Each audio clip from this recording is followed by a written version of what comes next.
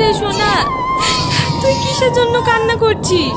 কিন্তু আমি এমন এক চরম দুঃখিনী মা যে তোর মুখে একটু খাবার তুলে দেব, আমার সেই ক্ষমতাটুকুও নেই। এই ঝড় বৃষ্টি রাতে আমি তোকে নিয়ে কোথায় যাব? হে আল্লাহ, তুমি আমাদের মুখের দিকে একটু তাকাও।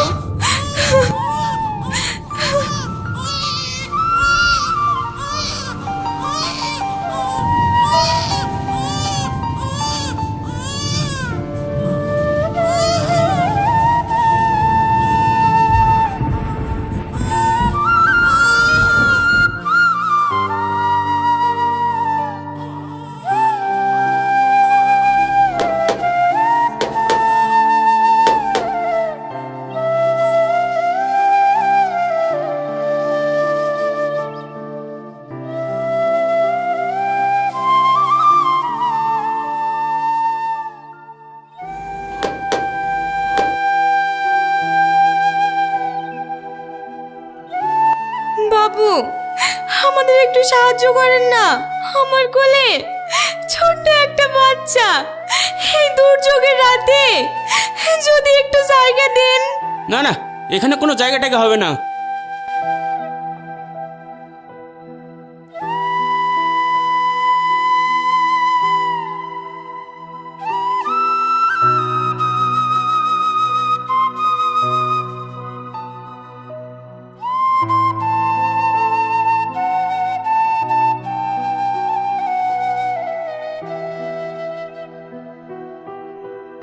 কে এত রাতে?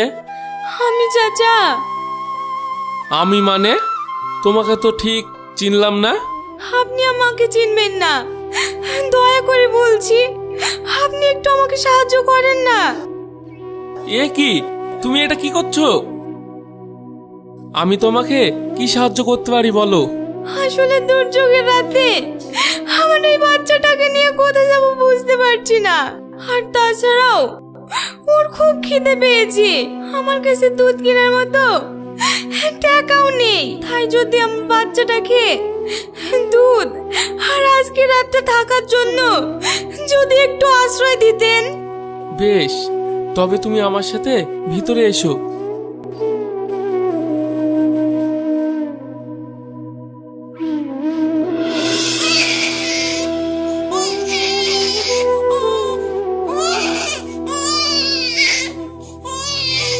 এই নাও, এটা তোমার বাচ্চাকে খাইয়ে দাও, দেখো ওর সব কান্না থেমে যাবে।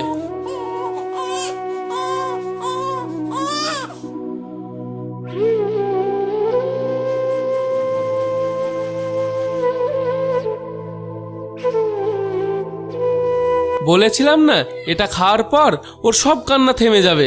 আসলে কি জানো মা, কথায় বলে পেট ঠান্ডা তো জগৎ ঠান্ডা। যাই হোক, এবার এই জলটা তুমি খেয়ে নাও।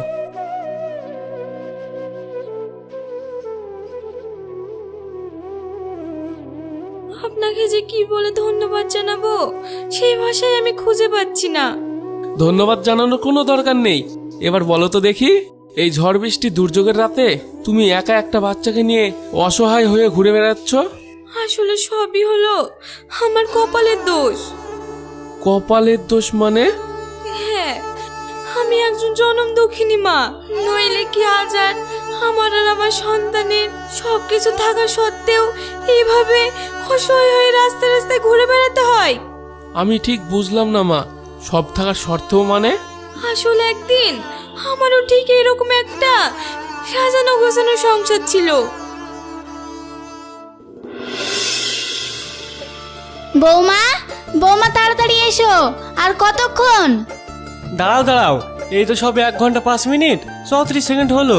এখন আরো 54 মিনিট 26 সেকেন্ড হোক। হ্যাঁ হ্যাঁ, আমার বেলায় তোমার যত সব হিসাব, আর নিজেদের বেলায়। আর যাই হোক, 1 ঘন্টা ধরে তোমার মতো তো আয়নার সামনে বসে ময়দা তো মাখি না। মা দেখেছেন, আপনার ছেলে আবার আমার পিছনে লাগছে কিন্তু। ওহ বৌমা, রাগ করো না। এইরকম বয়সে স্বামী স্ত্রীর ভিতরে একটু আড্ডু মান অভিমান হবে, একটু একটু পিছনে লাগবে।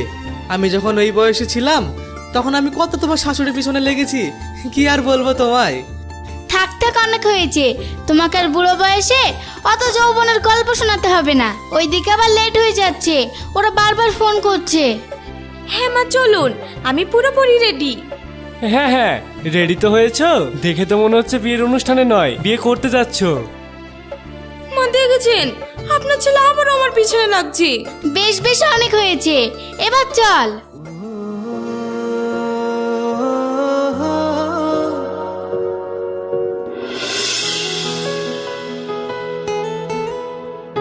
আরে সুরজ, তুই কি বেরোচ্ছিস? হ্যাঁ মা, কেন তুমি কি কিছু বলবে? হ্যাঁ, আসলে আজ তোর খালাতো বোন ঝিলিক আর মুকলেশ ভাই আসবে, তাই বলছিলাম আসার পথে তুই ওদেরকে একটু নিয়ে আসিস। ঠিক আছে মা। খালাম্মু। আরে ঝিলিক মুকলেশ, তোরা এত তাড়াতাড়ি চলে এলি? আমি যে সুরজকে বললাম ও যেন আসার পথে তোদেরকে নিয়ে আসে।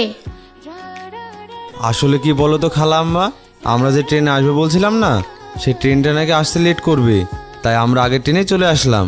তাই বুঝি? বেশ ভালো। তো বাড়ির সবাই ভালো আছে তো? হ্যাঁ হ্যাঁ, বাড়ির সবাই ভালো আছে। তোমার শরীর ঠিক আছে তো? হ্যাঁ রে মা, আমি ভালোই আছি। ওই তো বৌমা চলে এসেছে। কেন মা, আমাকে কিছু বলবে? একে তো ঠিক চিনলাম না। আর এইটাই তো সুরজের বউ, সম্পর্কে তোর ভাবি, অবশ্যই চিনবেই বা কি করে? বিয়ের সময় এত করে ফোন করে বললাম তোদের আসতে, তোরা তো এলি না। ওইসব পুরনো কথা ছাড়ো না। আচ্ছা, খালুজিকে তো দেখছি না। উনি একটু বাজারে গিয়েছেন কিছু কেনাকাটা করতে। আহ ঝিলিক, এবার একটু চুপ কর না। কথায় কথায় কথায় বাড়িয়ে যাচ্ছিস। একবার নতুন ভাবের দিকে তাকিয়ে দেখ, কি মিষ্টি দেখতে। তুমি ঠিক বলেছো ভাই, সত্যি মানতে হবে, সুরজ ভাইয়ের পছন্দ আছে। তাই বুঝি? থাক, আমার আর এত প্রশংসা করতে হবে না। এরপর যদি তোমরা আমার প্রশংসা করো, তাহলে হয়তো আমি নিজেকে আর মানুষ না মনে করে কোনো এক পৌরী রাজ্যের পৌরী কন্যা ভাবতে লাগবো। বুঝলি ঝিলিক, আমার বৌমার সাথে কথাই পারবি না। যেমন ওর রূপে তেমনই কাজ কামে, কথাবার্তায় সবকিছু এক্সপার্ট। তাই তো দেখছি। বেশ অনেক হয়েছে, তোমরা অনেক দূর থেকে এসেছো, এবার হাত মুখ ধুয়ে ফ্রেশ হয়ে এসো। আমি তোমাদের জন্য খাবার রেডি করে রাখছি। ঠিক আছে ভাবি।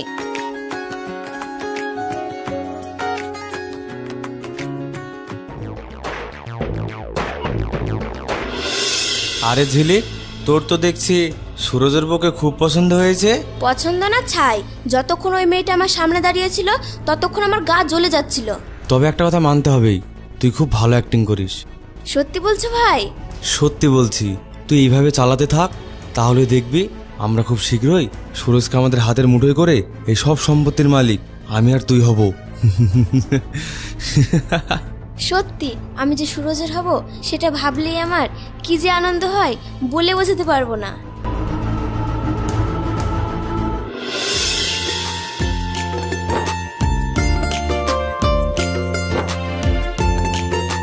আচ্ছা বৌমা, ঝিলিকার মুকলেশ ওদের চা দিয়েছো? আসলে আব্বা, আমি ওদের ঘরের সামনে গিয়ে ওদের অনেকবার ডাকলাম, ভিতর থেকে কোনো সাড়াই পেলাম না। মনে হয় ওরা এখনো ঘুম থেকে ওঠেনি। কে বলেছে আমরা উঠিনি? আমরা তো একেবারে রেডি হয়ে চলে এসেছি। ভালো তো, তাহলে আমরা সবাই মিলে খাবো আর আড্ডা মারবো।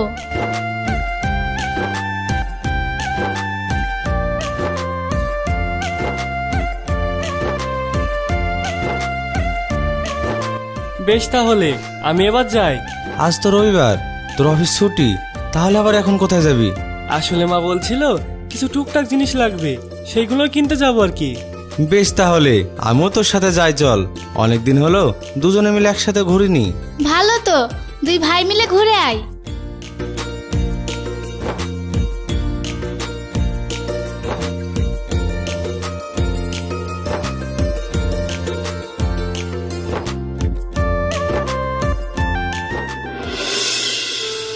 একটি কথা মানতেই হবে, সুরজ, তোর বউটি কিন্তু হেব্বি সুন্দরী। বউকে একটু চোখে চোখে রাখিস। তাই বুঝি? আসলে কি বলতো, অনেক ছোটবেলায় নাসরিন তার বাবা মাকে হারিয়েছে তো দূর সম্পর্কের এক মামার কাছে মানুষ হয়েছে। ও যত হেসে খেলে বেড়াক না কেন ওর মনের ভিতরে অনেক কষ্ট, তাই আমি সবসময় চেষ্টা করি ওকে ভালো রাখার। সে নয় ভালো কথা, কিন্তু এত সুন্দরী বউ দেখিস আবার হাত ছাড়া না হয়ে যায়। আসলে বলা তো যায় না কার মনে কি আছে, আর মেয়েদের মন বুঝতেই পারছিস। না না, আমার নাসরিনের ওপর পুরো বিশ্বাস আছে, এরকম কাজও কখনোই করবে না। আসলে কি বলতো ভাই, ছেলেদের ধর্ম হলো মেয়েদের বিশ্বাস করা, আর মেয়েদের কর্ম হলো ছেলেদের বিশ্বাস ভাঙা।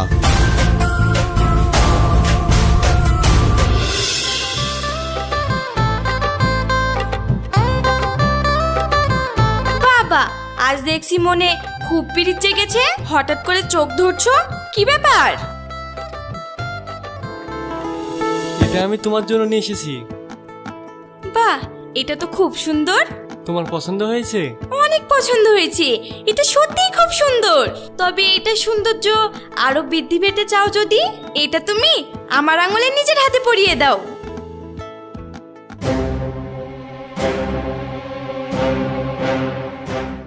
তাই বুঝি?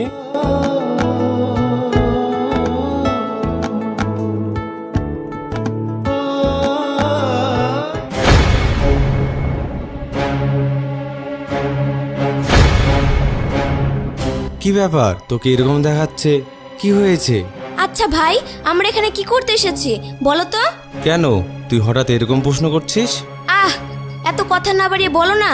কি করতে আবার, তোর ভালোবাসাকে আর এই বাড়ির সম্পত্তির সবকিছু দখল নিতে?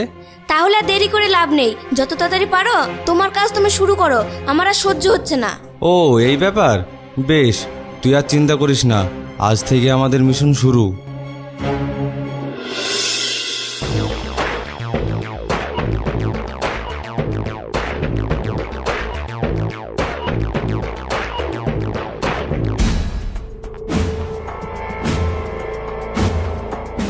ভাই, সুরজ আসছে, তুমি শুরু করো।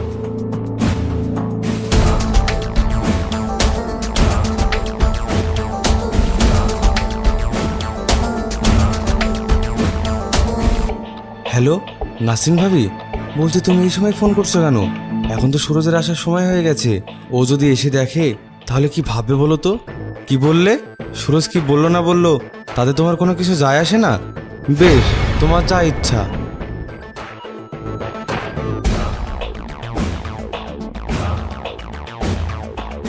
ব্যাস, মিশন নাম্বার 1 সাকসেস।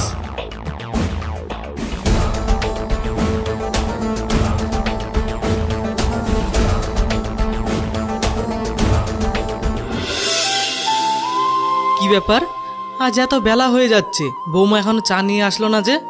আগে তো কখনো এইরকম হয়নি।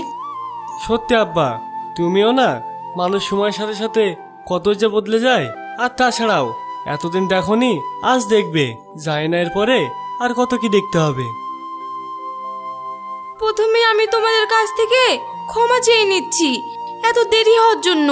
আসলে আজ আমার ঘুম থেকে উঠতে দেরি হয়ে গিয়েছিল তো, তাই। ওটা কোনো ব্যাপার না, দাও, তুমি আগে আমাদের গরম গরম চা দাও।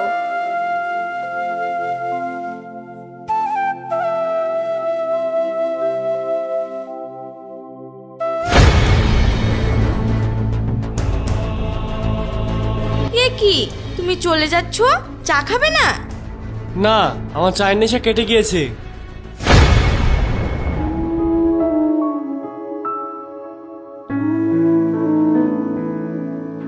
ওর কথায় তুমি দুঃখ পেও না, তুমি বরং রান্নাটা চাপিয়ে দাও। ঠিক আছে মা।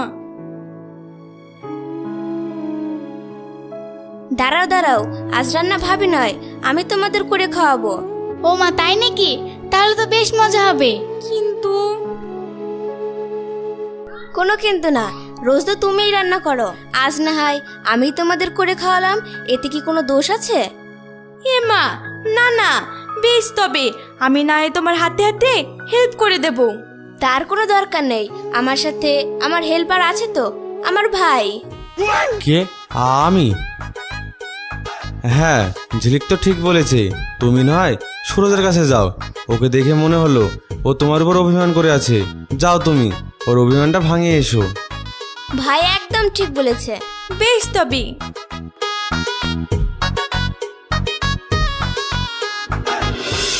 আচ্ছা, ব্যাপারটা কি বলতো? তুই জীবনে রান্না করা তো দূরের কথা, রান্না ঘরেও যাস না। আজ হঠাৎ কি হলো? রান্না করার জন্য নিচে উঠলি, আবার আমাকে তোর হেল্পারও বানিয়ে দিলি। আসতে বলো, কেউ শুনে ফেলবে তো। দাঁড়াও 1 মিনিট। এই দেখো, এটা কি? এটা হলো এক ধরনের ম্যাজিক ওষুধ। এই যে হাতেরটা দেখছো, এটা যদি আমি খাবারের সাথে মিশিয়ে সবাইকে খাইয়ে দিতে পারি, তাহলে সবাই আমার বশে চলে আসবে। আমি যা বলবো তাই শুনবে। তাই বুঝি? হ্যাঁ। আর অপরটি দেখছো, এটা যদি নাসরিনের খাবারের সাথে মিশিয়ে খাওয়াতে পারি, তাহলে কেল্লা ফতে। ঠিক বুঝলাম না। মন দিয়ে শোনো, এই ওষুধটা খাওয়ার পর নাসরিন পাক্কা 12 ঘন্টা বেহুশ হয়ে ঘুমিয়ে থাকবে। এই 12 ঘন্টা ওর সাথে কি হলো না হলো ও টেরও পাবে না। বুঝেছি বুঝেছি। তবে আর দেরি কিসের? শুনলাম আজ সুরজের নাকি নাইট ডিউটি আছে। তবে যা করার আজ রাতেই করতে হবে, যাতে কাল সকালে ডিউটি থেকে এসে এমন দৃশ্য দেখবে যে ওর মাথায় আকাশ ভেঙে পড়বে। আর তারপরেই আসল খেলা শুরু, আর তোমার আর আমার স্বপ্ন পূরণের রাস্তাও শুরু। যা বলেছিস, এইটুকু মাথায় যে তোর এত বুদ্ধি আমি ভাবতেই পারিনি।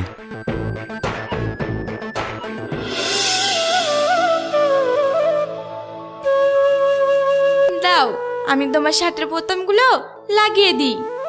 দরকার নেই। দরকার নেই কেন? আজ আমি কদিন ধরে দেখছি তুমি মনমরা হয়ে ঘুরে বেড়াচ্ছ, ছোটখাটো বিষয় নিয়ে ঝামেলা করছো। জানি না আমার কেন মনে হচ্ছে তুমি পাল্টে গিয়েছো। পাল্টা আমি না, তুমি গিয়েছো। বেশ তাই হলো, কিন্তু তুমি যাওয়ার আগে খেয়ে যেও। ও নিয়ে তোমাকে চিন্তা করতে হবে না, আজ তো তোমার ছুটি। আর তাছাড়াও রান্নাঘরে ঝিলিক আছে, আমি ঠিক খেয়ে নেবো।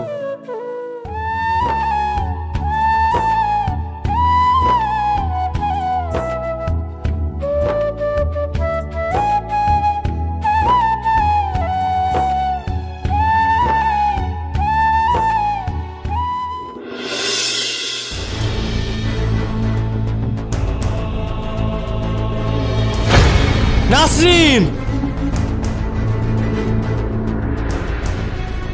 কি রে খোকা, কি হয়েছে? কি হয়েছে? সামনের দিকে তাকিয়ে দেখো।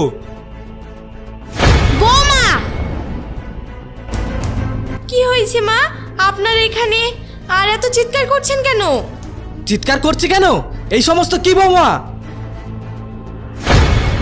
বিশ্বাস করেন আমি কিছুই বুঝতে পারছি না আপনারা কিসের কথা বলছেন। বুঝতে পারছি না?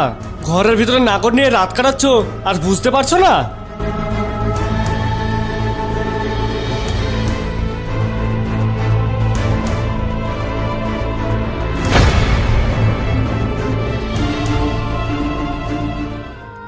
এইসব কিছু ভুল, তোমরা আমাকে ভুল বুঝছো। ভাই, আপনি তো সব জানেন যে আমার কোনো দোষই নেই, ওরা আমাকে ভুল বুঝছে। না না, আমি মিথ্যা বলবো না। আর তাছাড়াও তুমি তো কাল রাতে আমাকে ফোন করে ডাকলে। আমি? হ্যাঁ তুমি। বিশ্বাস হচ্ছে না? দাঁড়াও, এই দেখো। ছি বৌমা ছি, এইসব তো চোখে দেখাও পাপ। বিশ্বাস করেন মা, এইসব মিথ্যা। মিথ্যা? শোনো, আর যাই হোক নিজের চোখে তো আর অবিশ্বাস করতে পারবো না। সত্যি ভাবি, এই বাড়ির মানুষগুলো তোমাকে কত ভালোবাসে, আর তুমি এদের সাথে এরকম করতে পারলে তোমার ভাগ্য ভালো যে এতক্ষণে তোমাকে ঘাড় ধাক্কা দিয়ে বাড়ির বাইরে বের করে দেয়নি। তুই একদম ঠিক বলেছিস। ওর মতো মেয়েকে ঘাড় ধাক্কা দিয়ে বাড়ির বাইরে বের করে দেওয়া উচিত। বিশ্বাস করো, এইসব মিথ্যা।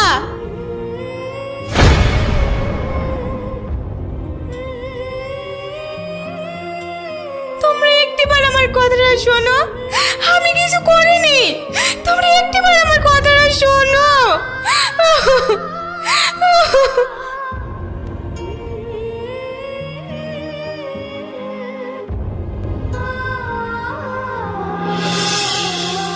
তারপর থেকে তুমি আর তাদের সাথে যোগাযোগ করনি নিজেকে নির্দোষ প্রমাণ করতে? নিজেকে প্রমাণ করার জন্য কোনোদিন তাদের সাথে যোগাযোগ করিনি, কিন্তু ওখান থেকে আসার 8 মাস পর আমি জানতে পারলাম যে আমার মধ্যে আরেকজন বেড়ে চলেছে। তখন ভাবলাম শুধুমাত্র আমার জন্য তাকে যেন অনাথ হয়ে পরিচয়হীন হয়ে থাকতে না হয়, সেই জন্য আবারও নিজের মান অভিমান দূরে রেখে তাদের কাছে যাই।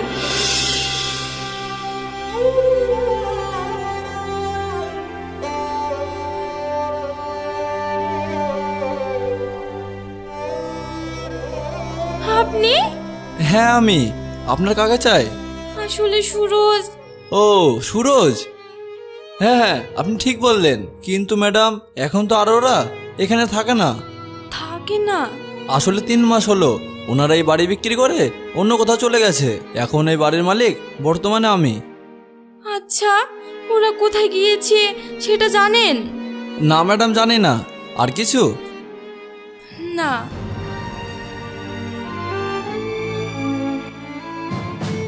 আমি তো হতভাগী আছি, তুই তো আমার থেকে বড় হতভাগী। তোর সব থাকা সত্ত্বেও আজ তুই পরিচয়হীন, অসহায় হয়ে বড় হয়ে উঠবি। জানি না উপরওয়ালা তোর ভাগ্যে কি লিখেছে। তারপর তারপর আবারও আমি আমার সেই দূর সম্পর্কের মামার বাড়ি ফিরে যাই। ওখানে গিয়ে বেশ কটা দিন কাটাই। আমি আমার সন্তান জন্ম দিই, কিন্তু ওখানেও ভাগ্য আমাকে সাথ দেয় না। কেন? আমার সন্তান জন্ম নেওয়া 1 মাস পর হঠাৎ করে আমার মামা মারা যায়।